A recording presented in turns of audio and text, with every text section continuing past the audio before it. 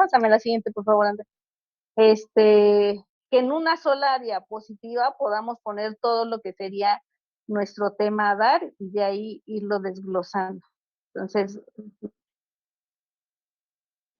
mm, como que no es, creo que no es lo que es. Ajá.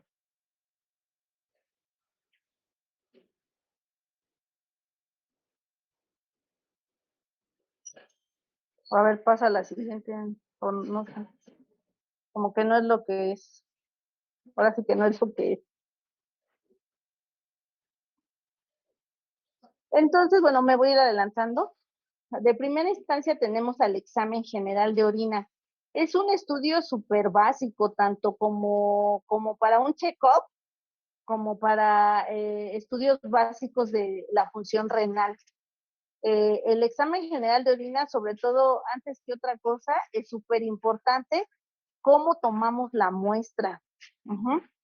Pareciera que no, pero a veces en el mismo primer nivel resulta que no les explican cómo tomar la muestra de examen de orina, porque ahí podemos encontrar datos, incluso de presencia de proteínas, de hematuria, de algunos cristales de calcio, de ácido úrico, procesos infecciosos con nitritos positivos, este, falta de acidificación, falta de concentración.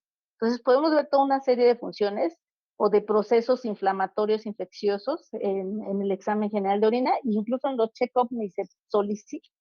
¿Alguien de ustedes sabe cómo se toma la muestra de examen general de orina?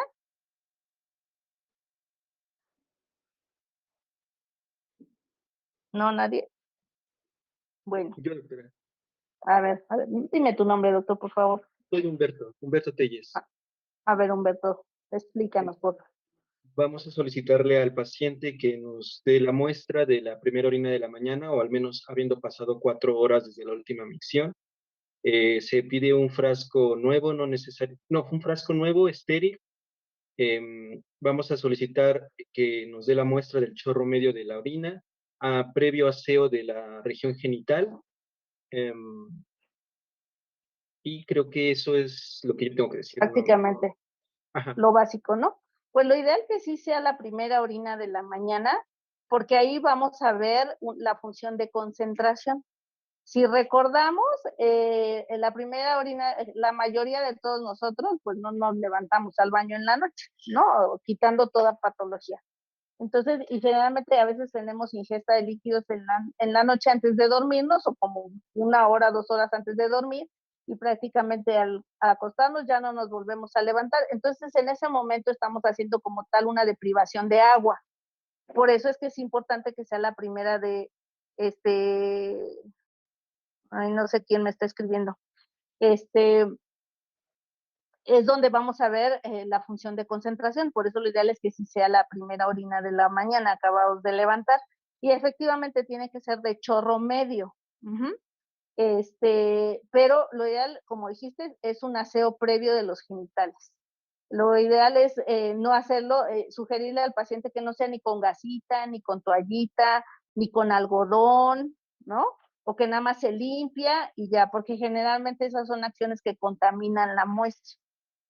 Hay que hacer un buen aseo genital, lo ideal siempre yo les recomiendo a los pacientes, se mete a la regadera, se lava perfecto con pura la yema de los dedos y bastante jabón, se lava bien los genitales, en el caso de las mujeres, bien el área genital externa, labios mayores, labios menores, se enjuaga perfectamente, en el caso de los varones, se baja perfectamente el prepucio, lava bien la cabeza del pene con agua y con jabón, lo enjuagan perfectamente y ahí mismo en la regadera cierra la regadera y ahí mismo empieza a orinar.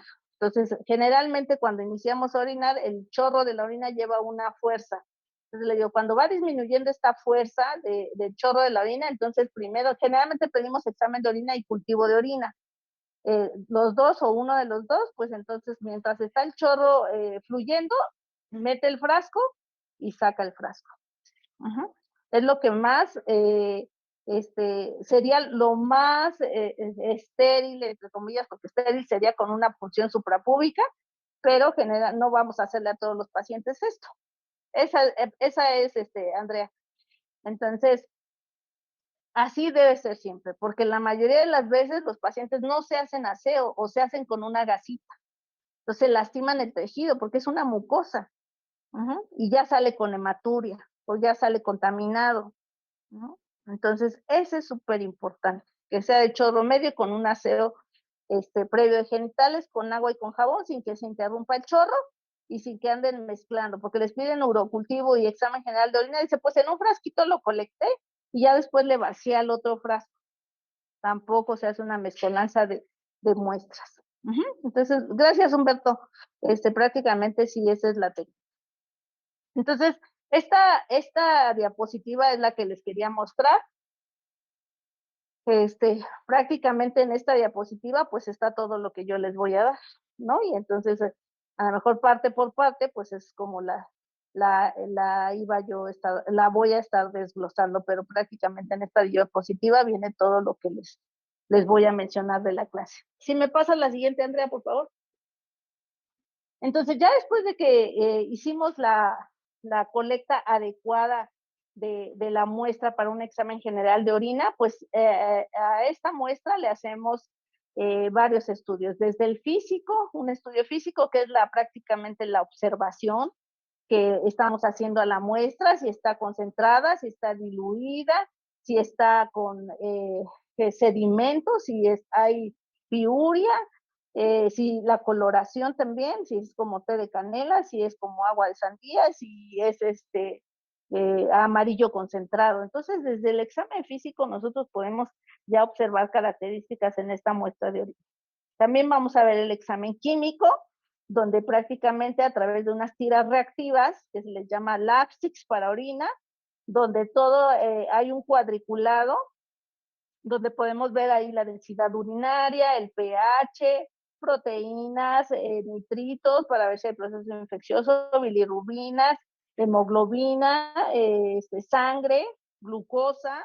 Entonces, todo ese desglosado en la tira reactiva, al sumergir la tira reactiva en la orina, podemos detectar desde ahí proteínas, sangre o hasta un proceso infeccioso. Y posteriormente el sedimento urinario, que es cuando evidentemente ya vemos la muestra, que después de haber sido centrifugada y decantar la orina, queda un sedimento y ese es el que se observa en el microscopio a través de un portaobjetos, donde podemos detectar cristales, podemos detectar eritrocitos,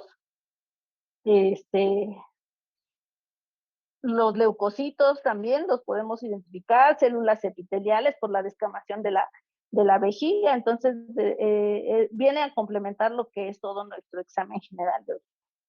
Entonces pasemos a la siguiente, por favor. Entonces, en el examen físico, pues, si nosotros vemos que la orina está como agua de sandía y dice, acude un paciente y me dice, es que yo vengo con una muestra de orina porque la verdad me asusté. Fui a orinar y al último hice unas gotitas de orina y pintó toda la orina. Aquí traigo una muestra, todavía hice más y aquí está la muestra, que está con, como si fuera agua de sandía o está muy rojo, ¿no?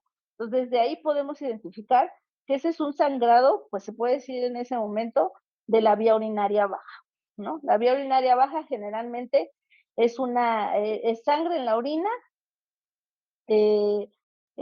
rutilante. O decimos, la comparamos como agua de sandía cuando estamos con nuestro paciente. ¿Es como agua de sandía? Ándele, sí es como agua de sandía, porque es una sangre rutilante. Es una sangre que puede hacer coágulos.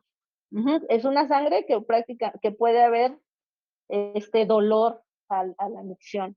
Entonces, ¿y qué generalmente esperamos? O es un proceso infeccioso de la vía urinaria, o es una cistitis hemorrágica, ¿no? Entonces, desde la coloración. O puede ser como té de canela. Oiga, yo vengo porque yo me he fijado que ya tiene más de un mes que yo estoy orinando así oscuro. Oiga, ¿cómo oscuro? Negro, blanco, no, oscuro, así como si fuera té de canela. Y todo el tiempo estoy orinando así, desde que empiezo a orinar así, hasta que termino, es así, té de canela. Entonces, generalmente esa puede ser de origen glomerular, porque la hematuria de origen glomerular está presente desde el inicio de la micción hasta el final. Y cuando generalmente viene de la vía urinaria, casi es al final o a la mitad de la micción. Entonces, es importante porque ahí sí podemos tener, si la orina es té de canela y durante toda la micción, pues entonces probablemente sí sea una hematuria de origen glomerular. O finalmente, pues yo hago de la pipí y resulta, o mi hijo ha hecho de la pipí y yo voy a ver a la taza porque siempre me fijo, y resulta que siempre hace espuma, sí por el chorro, pero he dejado ahí la orina y después se hacen pequeñas burbujitas que ahí permanecen y que no se quitan. Me he esperado hasta media hora y ahí están las burbujitas pequeñas, ¿no? Pues entonces eso puede ser proteínas en la orina, que es una orina espumosa, la llamamos también, pero no es espumosa así por el chorro que cae de la orina y que hace burbujas grandes, no, son burbujas muy pequeñas, y eso puede llevarnos a la presencia de proteínas en la orina, ¿no? O igual aquel paciente que pudiera tener hepatitis, pues es una orina colúrica por el incremento de las bilirrubinas.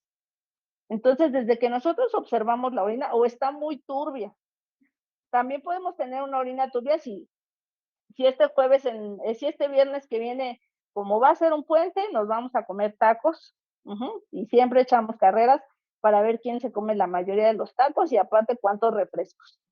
Pues es una carga grande de proteínas para el riñón y luego sin agua para diluirlos, pues o no orinamos o lo que orinamos completamente este, turbio incluso, ¿no? Porque no estamos dando nada o hasta con espuma puede ser también, o por la presencia de proteínas, por cargas tan grandes de proteínas que estamos ingiriendo en ese momento y no le proporcionamos agua a los riñones para que lo puedan depurar adecuadamente, ¿no? O finalmente es una orina completamente turbia por un proceso infeccioso de la vía urinaria.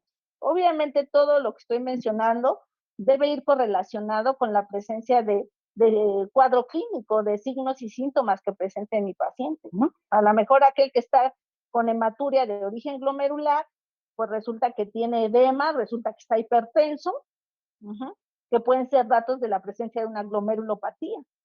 O aquel que tiene orina rutilante, pues resulta que es un paciente que hace 5 días le aplicaron quimioterapia con ciclofosfamida porque tiene una leucemia o un linfoma, le aplican la quimio y resulta que la ciclofosfamida nos puede causar cistitis hemorrágica, ¿no? O aquel paciente que fueron unas gotitas al final y la verdad me dolió bastante y me asusté, ¿no? Y tuve fiebre en la noche, ¿no? Y me siento muy distendido y me cuesta trabajo empezar a orinar. Pues resulta que es una probable infección de la vía urinaria. O aquel de que la hepatitis, lo mismo, ¿no? Pues tengo fiebre, me duele el flanco derecho, estoy vomitando y ya me di cuenta que orino así completamente amarillo concentrado y mis evacuaciones se están poniendo blancas. Bueno, pues probablemente sea un proceso del hepático, ¿no? O de hepatitis. Entonces, desde que nosotros observamos la orina, pues entonces nos podemos orientarnos ante qué proceso podríamos estar. Entonces, de ahí viene entonces la situación química, los láctics en orina. A ver, pásame la siguiente, Andrea, por favor. Por ahí tengo una diapositiva. Ay, no, no está. Les debo esa diapositiva, la anterior, por favor. No sé si algunos de ustedes o ustedes han visto que sí son tiras reactivas y que vienen en un bote, ¿no? Y entonces esas tiras reactivas se sumergen en la orina y lo que nosotros vamos a comparar, después de sumergir la tira, que trae diferentes colores, en el mismo bote vienen esos colores que están en negativo y después una cruz, 2 cruces, 3 cruces, y va cambiando la coloración de acuerdo o por ejemplo la densidad urinaria tiene menos de 1005, 1010, 1020, 1030, por la concentración que intuimos por la coloración o por lo que se pinta cuando sumergimos la tira reactiva en la orina.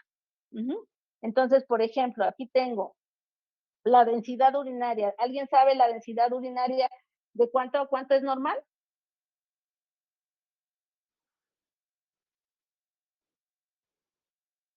No. Bueno, la densidad urinaria debe ir desde 1010 hasta 1025.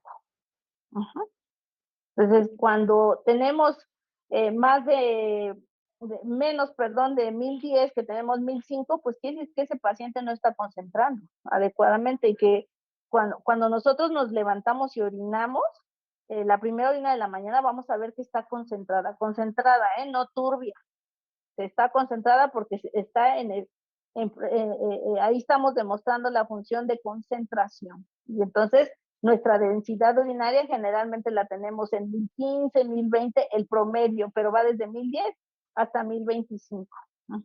Si está menos de 1010 y dice el paciente, bueno, pues es que yo no me levantaba en la noche a orinar y resulta que ahora me levanto pues 2 veces, ¿no? ¿Y es usted diabético? No, no soy diabético. O el niño, pues él no se orinaba en la cama. Resulta que a los 2 años y medio controló, ya no se hacía ni de la pipí ni en el día ni en la noche.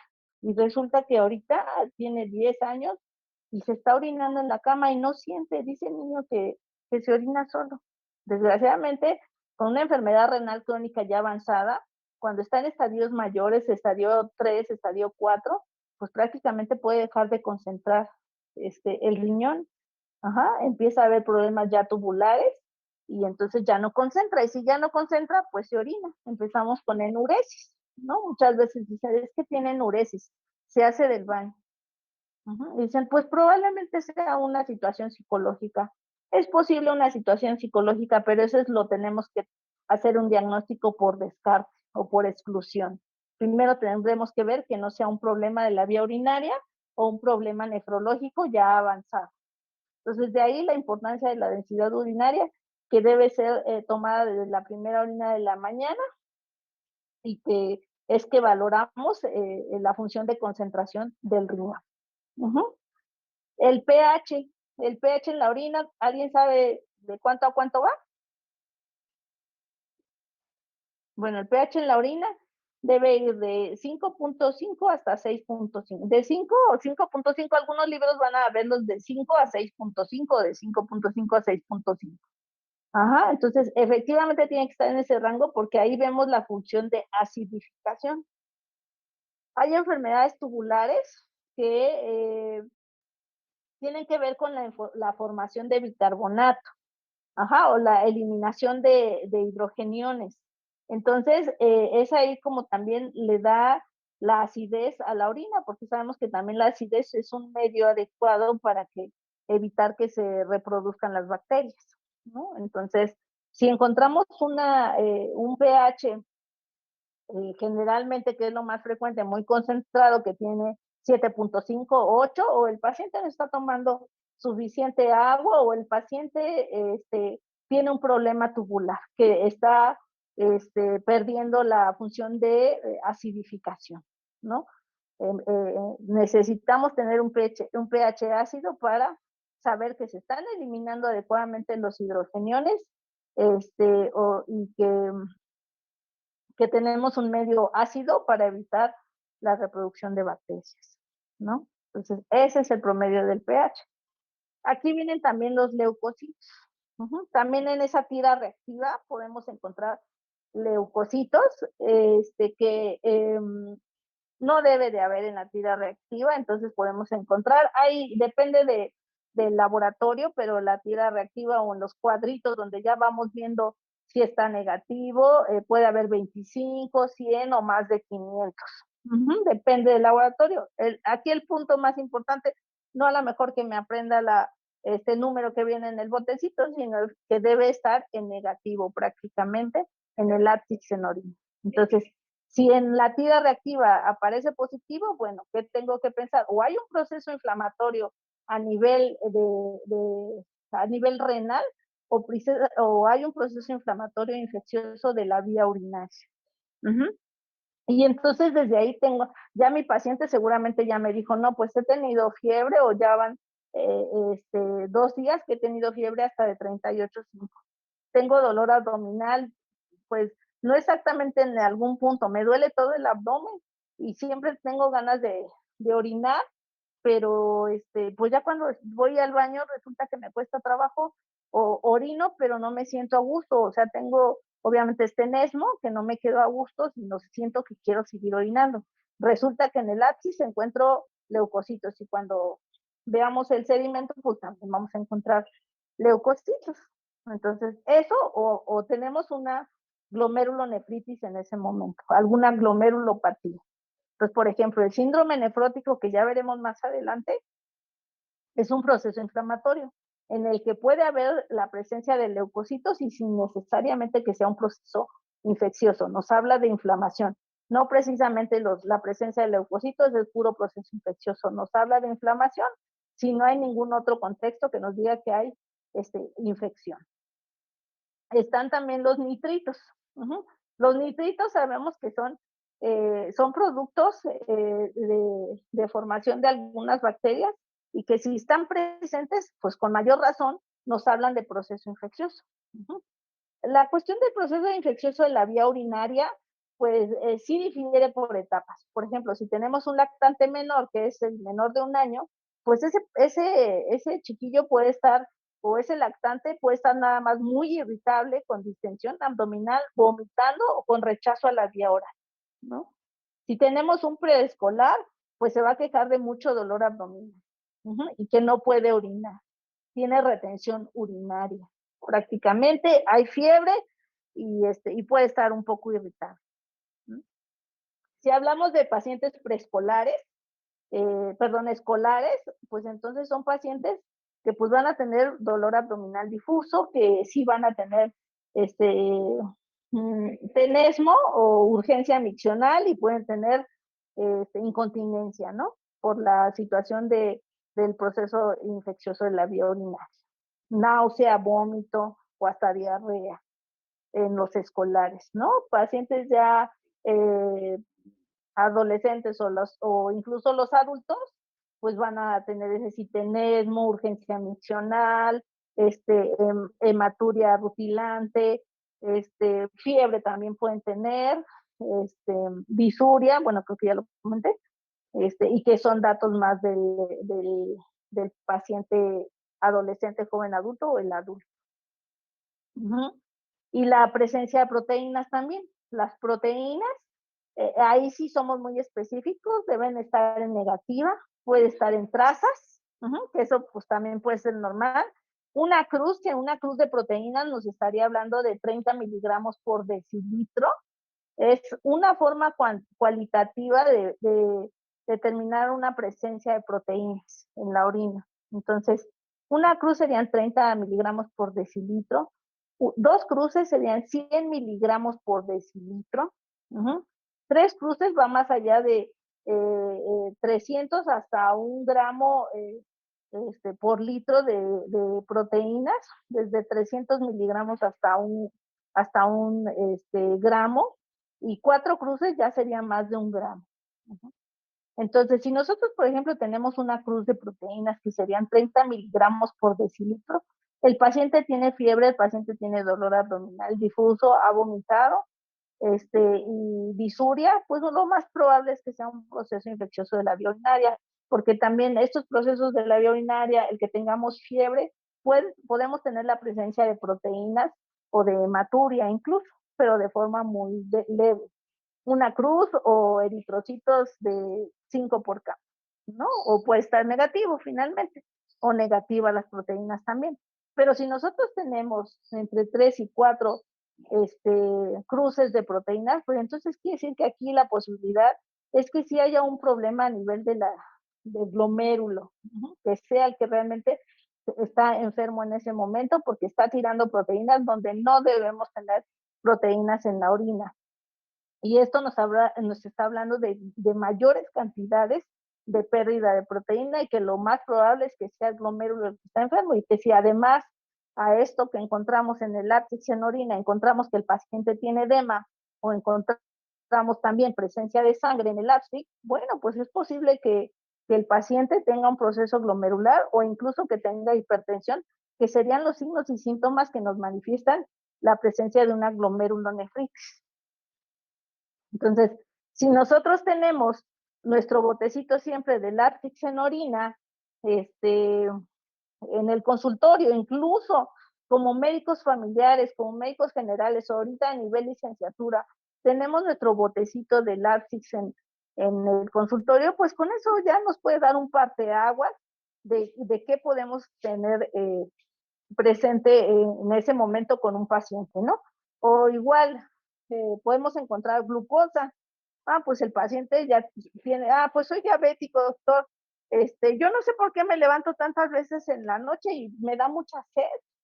Pues yo hago mi dieta, pero pues me estoy levantando muchas veces. Resulta que hacen un látex en orina y tiene 3 cruces de glucosa, ¿no? Entonces, evidentemente, pues lo que nos está diciendo el paciente, pues no es real. Ujú. Está sobrepasando el transporte tubular de glucosa y evidentemente ha de tener hiperglicemia y que es un agente osmótico y que por eso se está levantando a cada rato al baño, a orinar, porque esa glucosa está en cantidades elevadas en sangre y evidentemente pues rebasa el transporte tubular y pues se tiene que eliminar a través de la orina, el exceso. Entonces ahí ya podemos ver el descontrol glicémico de un paciente, ¿no? Cuerpos cetónicos, pues generalmente es cuando tenemos ayunos muy prolongados, podemos encontrar estos cuerpos cetónicos. El urobilinógeno, las bilirubinas, pues generalmente cuando tenemos ahí un proceso hepático, que no me meto tanto en lo hepático, pero generalmente nos pueden hablar de algún contexto de lesión hepática o de enfermedad hepática. Y presencia de sangre en la orina, como les comenté, pues de primera instancia lo podemos ver como una orina en té de canela. Algunos sí la asemejan hasta como Coca-Cola o como champán, que es así como cafecito ese vino o ese licor. Entonces vamos a encontrar también sangre en la orina, que puede ser obviamente de 1 hasta 4 cruces, y que eso va sugerirnos la intensidad o la severidad de la lesión que pudiéramos tener en ese momento. Igual, si hay factores que hacen que yo pueda tener proteínas o sangre en la orina, como cuáles, como el hecho de haber tenido fiebre, puedo tener sangre o proteínas, las dos, pero en muy poca cantidad, o una cruz de proteínas y una cruz de sangre. Ajá. Si yo tuve una actividad física, porque soy un atleta, perdón, de alto rendimiento, pues igual puedo tener proteínas o incluso sangre en la orina, pero igual en pocas cantidades. Uh-huh. Si tengo un proceso infeccioso inflamatorio, sobre todo en la vía urinaria, pues también puedo tener la presencia de alguno de los dos o los dos. Y si estuve parado mucho tiempo, también podemos tener proteinuria ortostática. Entonces, pero siempre será en trazas o una cruz prácticamente. Entonces, cuando un paciente acuda conmigo y me dice, pues yo me hice un check-up y sí me tomé un examen de orina y aquí dice que estoy tirando sangre, pero resulta que un día previo tuve fiebre, resulta que un día anterior hizo actividad física intensa o fue a arreglar unos documentos y se lo pasó ahí parado todo el día, ¿no? Entonces, eso hay que interrogarlo, es parte de nuestra historia clínica. Y entonces te dice, bueno, mire, es posible, es muy poco aquí lo que nos está refiriendo. Vamos a hacer un nuevo examen general de orina y tenemos que quitar todos estos factores que nos puedan traducir algunas alteraciones que no son reales. Entonces, un día previo trate de no tener ninguna actividad física y que no tenga ningún proceso infeccioso, y se toma la muestra de chorro medio, le explican la técnica de cómo la debe de tomar y resulta que ya en la siguiente, pues no hay presencia de sangre, ¿no? Hay otros pacientes que evidentemente, sí es que he notado que en ocasiones cuando me da un proceso infeccioso o me da fiebre, orino así como oscuro, como té de canela. Siempre me pasa lo mismo. se me pone así la orina cuando tengo fiebre o tengo infección de la garganta. Ujú. Hay patologías como la nefropatía por IgA, que precisamente se activa cuando tengo procesos inflamatorios infecciosos y hago hematuria macroscópica. Y si no, generalmente es hematuria microscópica cuando no tengo ningún proceso. Entonces resulta que el paciente está bien, pero sí me refiere este signo cuando tiene procesos de ese tipo y le hago un examen general de orina, pero no tiene ningún proceso, pero sí tiene hematuria. Uh-huh. Ya en el sedimento vamos a ver ahorita cuánto es lo normal. Entonces, pues depende del grado de sangre que pudiéramos tener en ese momento. Por ejemplo, la rhabdomiolisis, aquellos pacientes quemados, ¿no? Prácticamente se quema el músculo, y lo que sueltan es hemoglobinuria, y entonces esta obstruye el túbulo, y entonces generalmente pues vamos a tener hematuria macroscópica. Entonces podemos tener a grados ya severos, y obviamente los que hacen rhabdomiolisis por esta situación de quemadura o de lesiones al músculo, pues pueden hacer una rhabdomiolisis, o aquellos atletas de alto rendimiento también pueden hacer rhabdomiolisis y una lesión renal aguda, y podemos tener proteínas y sangre en la orina como eventos más severos. O incluso podemos tener eh, agresiones a la función renal. No sé si alguno de ustedes haya escuchado el término de glomerulonefritis rápidamente progresiva, que generalmente es una afección de glomérulo de forma, pues no a lo mejor puede ser abrupta, o sea, muy aguda o subaguda, ¿no? Que se presenta en un tiempo promedio de 3 meses, ¿no? Pero ¿qué sucede aquí? Prácticamente se consume la función renal. Si es el glomérulo el que generalmente aquí está enfermo, y se manifiesta como un síndrome nefrótico, un síndrome nefrítico, que ya veremos más adelante, y elevación de Azuara. Entonces, aquí vamos a tener un sedimento urinario muy activo. Vamos a encontrar hematuria, vamos a encontrar proteinuria prácticamente, que son índices de lesión renal y que nos están hablando de lesión a nivel de glomérulo. Uh-huh. Son casos, la verdad, muy representativos, muy interesantes, pero desgraciadamente a la persona que le ocurre, desgraciadamente sí le afecta la función renal, o la lleva hasta el estadio 5 de enfermedad renal, que se queda para siempre con diálisis, o se queda en un estado de enfermedad renal crónica, estadio 3, estadio hasta 4 de enfermedad renal crónica, por los eventos severos que tienen de agresión a la función renal por la presencia de una glomerulonefritis, y donde generalmente están involucrados los procesos inmunológicos. Tendremos oportunidad de ver algunos temas al respecto, y pues ya entenderemos un poquito mejor. Entonces, prácticamente esto es lo que vemos en el látex en orina, todos estos parámetros. ¿A alguien le queda alguna duda? ¿Pregunta? Sí, doctora. En el caso de la glucosa, ¿en qué casos dijo que se podría ver? Generalmente lo vemos en los pacientes que tienen descontrol glicémico, los pacientes que son diabéticos. Ajá. Podemos tener en algunos pacientes, que eso pues generalmente no lo vamos a ver tan frecuente en la clínica familiar. Lo que sí vemos frecuente es esto, el descontrol glicémico de los pacientes con diabetes tipo 2, porque esos pacientes son el pan nuestro de cada día. Ajá. En la consulta de medicina familiar. O sea, la verdad, ustedes saben que la diabetes ya se ha vuelto un problema de salud pública. Uh-huh. Se dice que ahorita, pues no sé si hace como 5 años estábamos en 7%, o sea, de cada 100 individuos, 7 ya tenían diabetes, ¿no? Y que las estadísticas son que para el 2035, o 2025, incluso que lo tenemos a la vuelta de la esquina, podríamos ya llegar hasta un 20 y luego hasta un 50% de diabetes.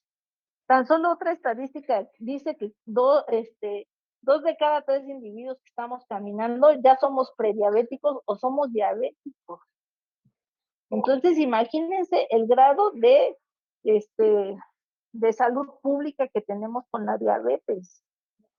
Muchas veces, o la mayoría de los casos, no, pues yo apenas me hicieron el diagnóstico de diabetes, pues no es real, porque nunca se hizo un check-up, ¿no? Porque tenía la genética, porque está con sobrepeso, porque tiene una alimentación elevada en carbohidratos, pues a lo mejor ya tenía 2 o 3 años de ser diabético. Y entonces muchos debutan con una cetoacidosis diabética, otros van a debutar, bueno, dicen, ¿por qué me estoy levantando a cada rato al baño? Y van contigo, ¿no? Oiga, pues yo soy sano, nada más que ahorita me llama la atención que me da mucha sed, durante todo el día estoy tomando agua, y en la noche pues me levanto y me levanto a orinar. Pues yo no era así, yo soy sano, pero tú tienes tu botecito de lácteos y tomas un lácteos y resulta que tiene glucosa, ¿no? Entonces desde ahí dice, mire, aquí tenemos que hacer algunos exámenes básicos, porque la posibilidad, le interroga si tiene genética para diabetes. Ahora, tiene sobrepeso. ¿Usted fuma? Sí, sí fuma.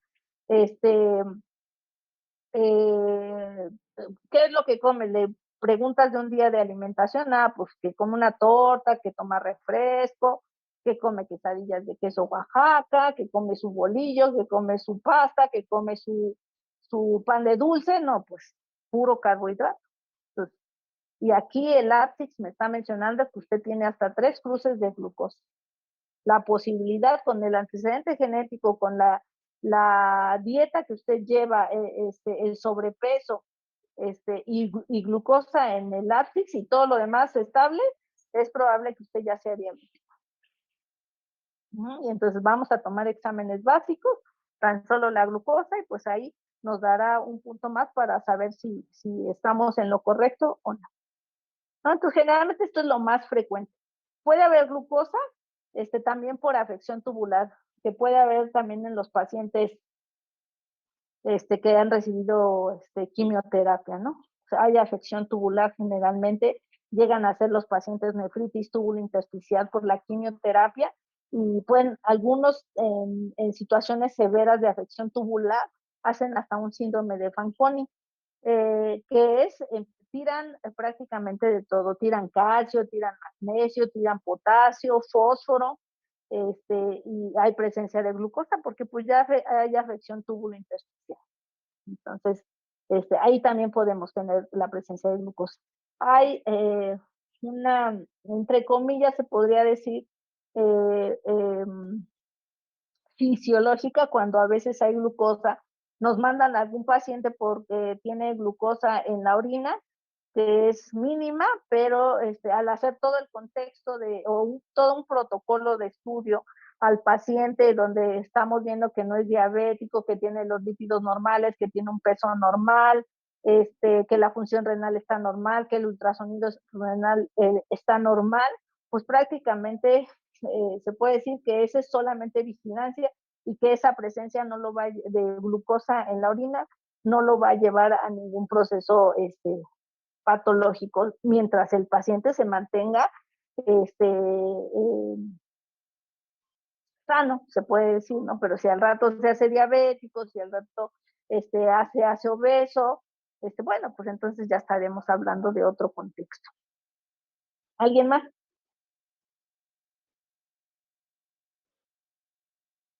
Bueno, pásame la siguiente, Andrea, por favor. Bueno, entonces vamos a pasar al sedimento urinario, ¿no? Como les comenté, pues se hace el centrifugado de la orina y se decanta el líquido y el sedimento es el que se observa al microscopio.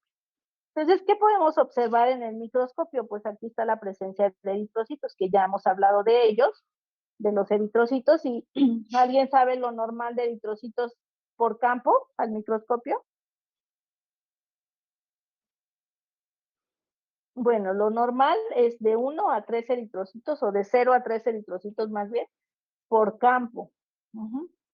Algunos libros de medicina interna nos van a decir que son de 0 hasta 4 eritrocitos, o otros hasta 5 eritrocitos. Pero en los libros de nefrología vamos a encontrar de 0 a 3 eritrocitos por campo. Es lo normal.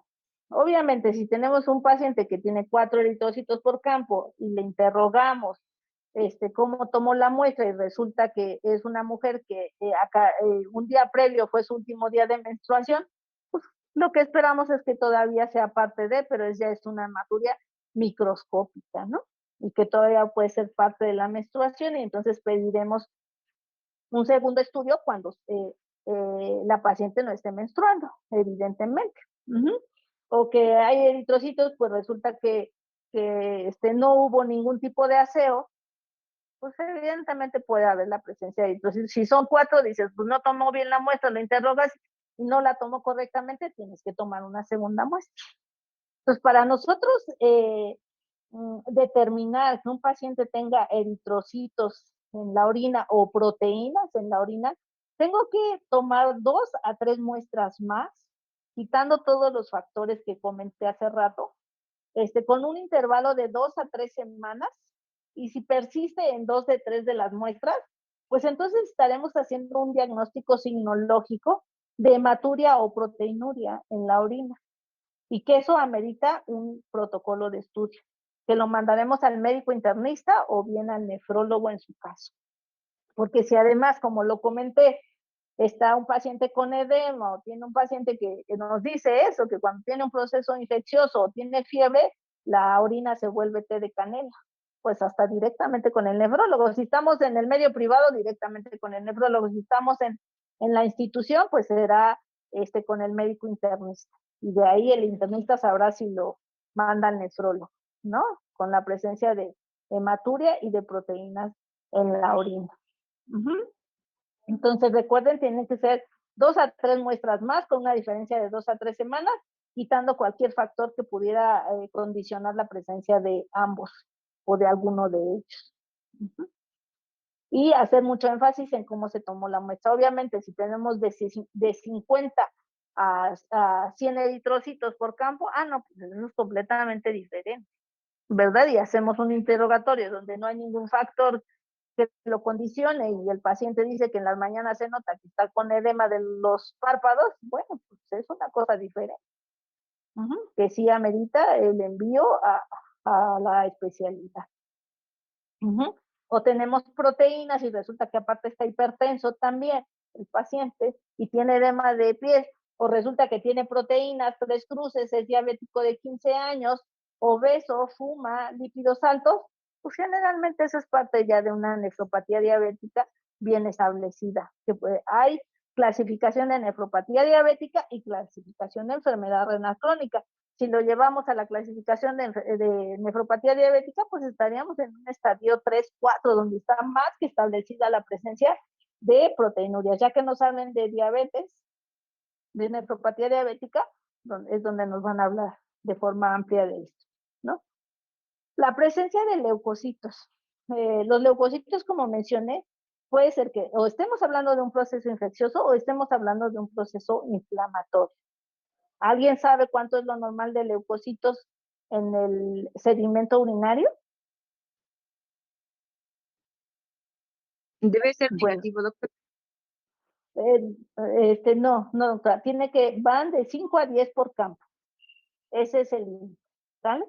5 a 10 por campo. Si sobrepasamos y tenemos un cuadro clínico de infección de las vías urinarias, bueno, pues por ahí la presencia de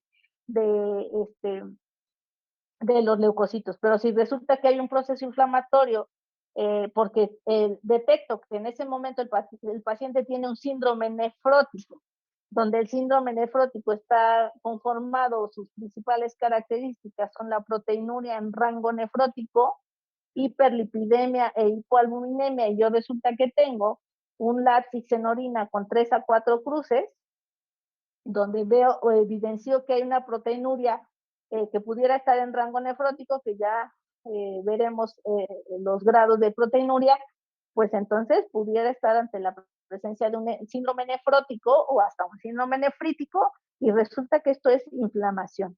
y podemos tener la presencia de leucocitos sin necesidad que sea un proceso infeccioso, ¿no?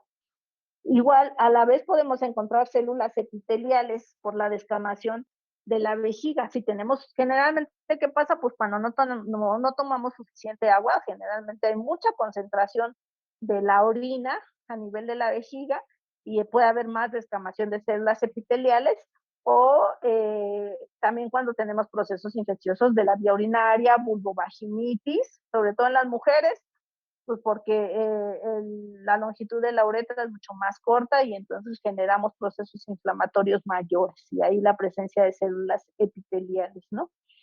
Tenemos también los cilindros. Aquí tenemos un esquemita de los cilindros, ¿no? Los cilindros, obviamente, si es un proceso de pielonefritis, que eso no es cualquier cuadro infeccioso, esos cuadros infecciosos de pielonefritis generalmente nos llevan a hospitalización, porque son cuadros de fiebre persistente, vómito, de dolor abdominal severo, tienes retención urinaria, tienes una disuria bastante severa, o en una hematuria rutilante, pues prácticamente son cuadros clínicos o patologías que ameritan hospitalización, porque es cuadro severo de proceso inflamatorio y de proceso infeccioso de la vía urinaria alta, también así lo nombran algunos libros o algunas guías de práctica clínica, donde lo que vamos a encontrar hasta cilindros leucocitarios. De tanto proceso inflamatorio infeccioso se hacen hasta cúmulos de leucocitos y nos pueden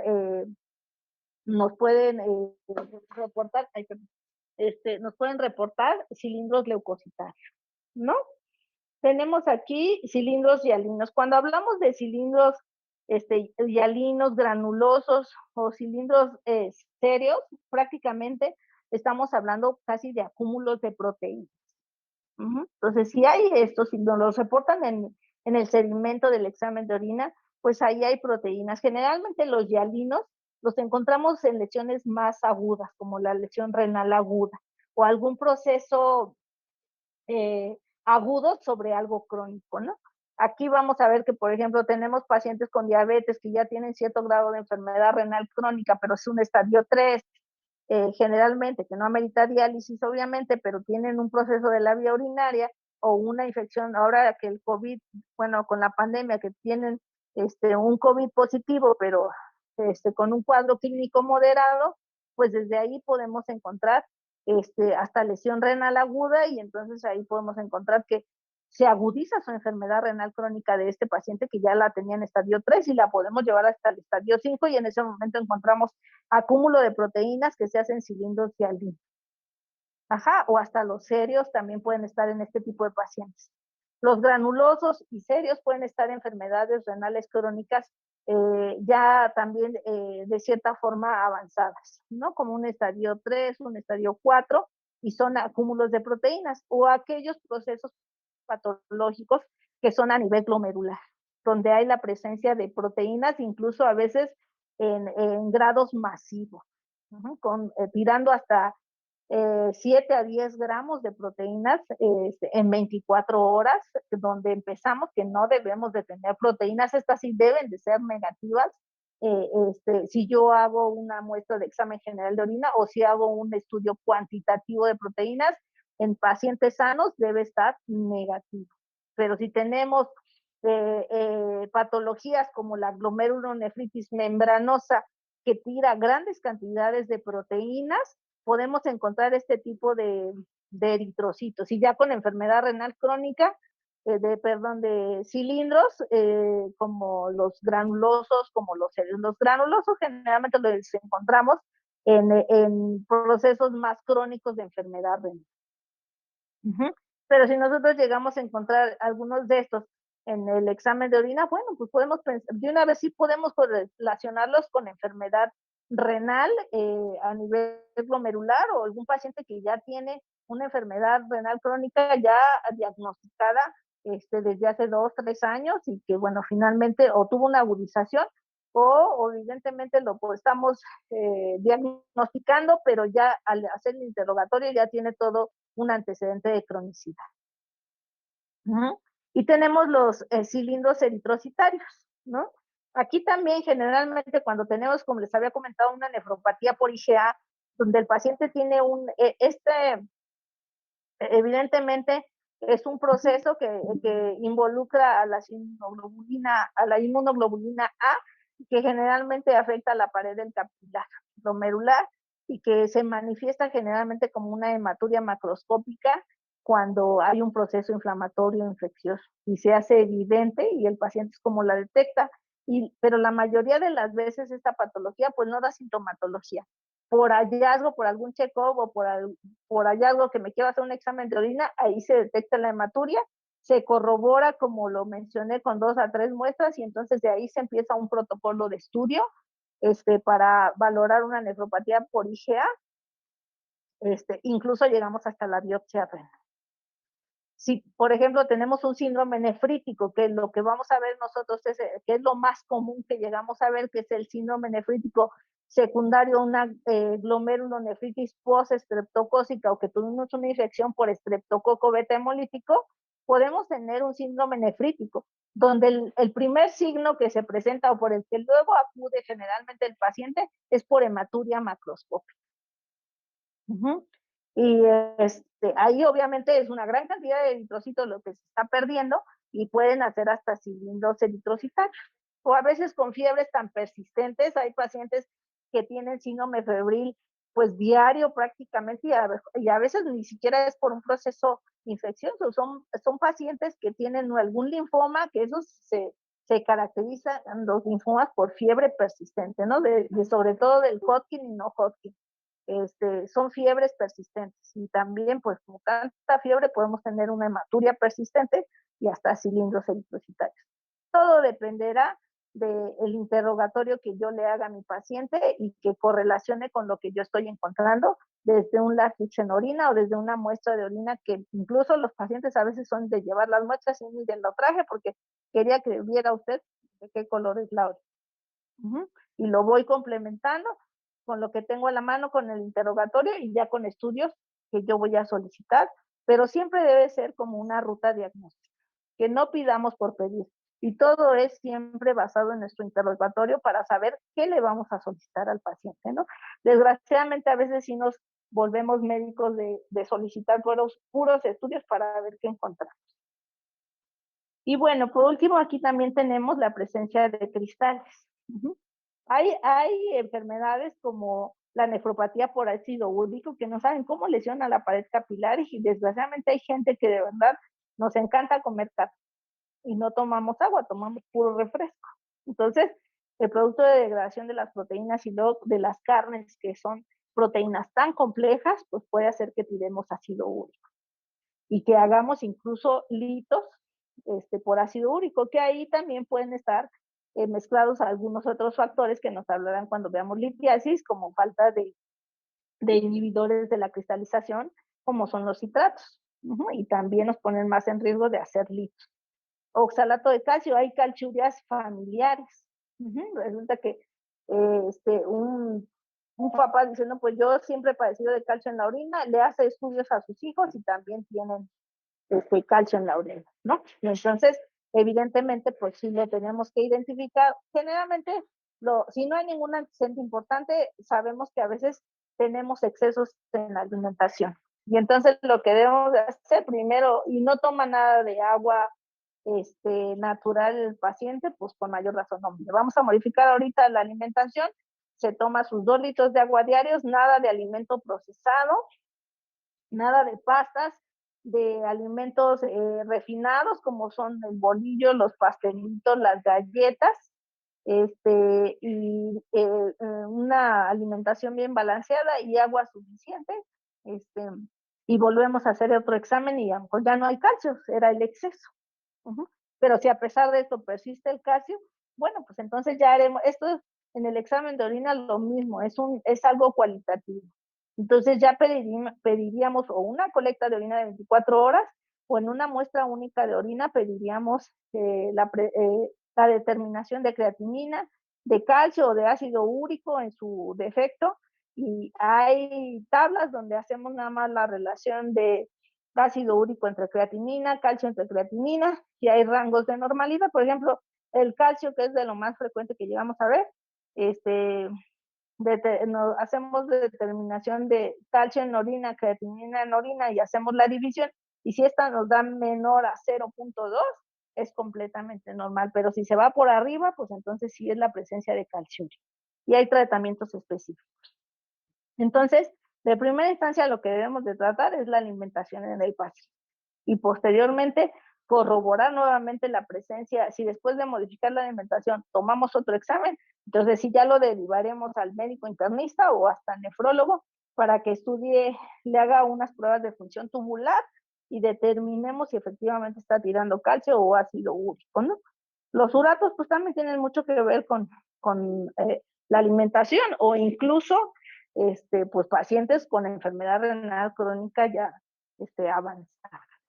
No, pero lo más frecuente es que encontremos litos por oxalato de calcio, prácticamente, y en ocasiones por ácido úrico, pero como les comenté, ahí también pueden incluir otros parámetros para la formación de litos de los que ya hablaremos en clase. No sé cuál sigue, Andrea. Creo que le vamos a dejar esta aquí, porque ya sigue lo del ultrasonido. Ajá. Sí que antes de esto tendríamos que ver lo del ultrasonido, pero esto es lo que correspondería de forma muy puntual, lo que corresponde al examen general de orina en las cuestiones que serían prácticas para nosotros, en qué debemos de estar atentos. ¿Alguien tiene alguna pregunta? Sí, doctora, yo tengo. Ajá. ¿Por qué, por ejemplo, los alimentos como las espinacas causan litos o litiasis? Pues tiene en su degradación liberan oxalatos. Y también se ha visto que los oxalatos son unas sustancias que participan mucho, como por ejemplo el oxalato de calcio, en la formación de litos. Por eso es que a los pacientes se les dice que ingieran prácticamente de todo menos espinacas. Liberan oxalatos. Uh-huh. Sí, doctora, muchas gracias. No a ti. ¿Alguien más? Entonces, no, digo, sí coman espinacas, pero pues no creo que comamos 1 kilo de espinacas, ¿no? Ahora se ha vuelto de moda las espinacas en las ensaladas, pero pues son buenas, nada más. Obviamente si alguien se sabe con litros, pues evítelas, pero si no, podemos comer de forma racionada y con suficiente agua sin mayor problema. Es importante que tomemos o que ingiramos alimentos que son cítricos, como la piña, la toronja, la naranja, todos esos llevan citratos. O sí, son cítricos y que nos ayudan a diluir elementos como el calcio, el ácido úrico, ¿no? Y esto pues tienen todas las frutas, las verduras, entonces es que son parte de una alimentación bien balanceada. ¿Alguien más? Sí, doctora. Bueno, espero. Adelante. Perdón, en cuestión de los cilindros serios, ¿eso es en dónde lo podemos encontrar? Esos generalmente los encontramos en enfermedad renal crónica o en una lesión aguda sobre una enfermedad renal ya crónica.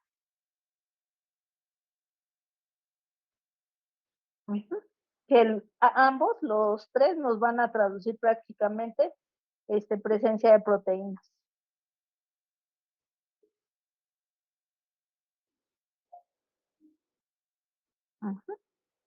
¿Cuál es tu nombre, doctora? ¿Me dijiste? ¿Cuál es tu nombre, doctora? ¿Cómo? ¿A quién yo? La que preguntó. Ajá. Sí. Brenda Carballeda. Brenda, ok. ¿Brenda? Sí, Brenda. Ay, gracias, Brenda, es que de repente se corta. Muy bien, chicos, pues digo, espero que nos podamos ver pronto, presencial, y pues nos veremos mañana a las 4, no tienen inconveniente. Bueno, sí, alguien que me conteste.